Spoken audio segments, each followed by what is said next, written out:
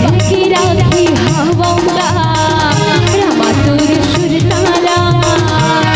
मनवा बांध के राखी हवाऊंगा रामा तोर सुर तारा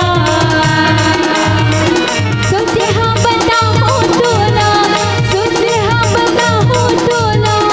मोर हृदय के बात। तो हम सब भगवान जी के दरबार में बैठे एकदम खाली पीली काकरो ताली बजबच निकले थे का पर कोनो ताली बजात भाई मैया चल सबके हाथ पर कराओ योदान बैठे तो हम सब भाई चल सबके हाथ पर जेकर एक हाथ है ते एक हाथ ऊपर करो जेकर दो हाथ है ते दोनों हाथ ऊपर करो और जेकर हाथ नहीं तेकर दूर भात है भेखराम भैया तो हाथ ऊपर करने का ये बात और चलो मीठ मीठ ताली के साथ गाना है का रामा तोरे सुर तारा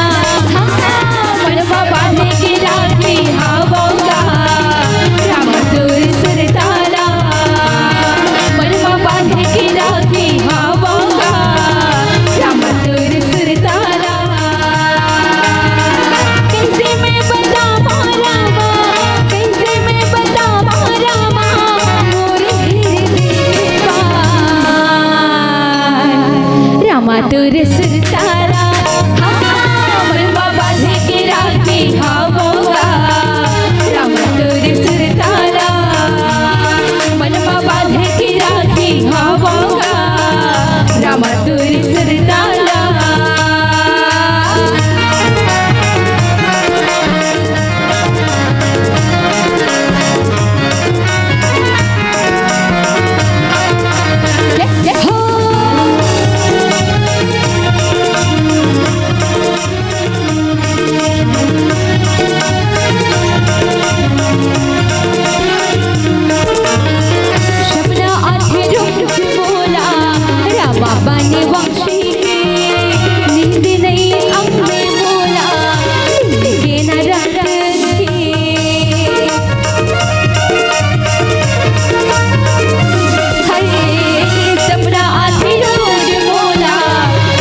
बनवासी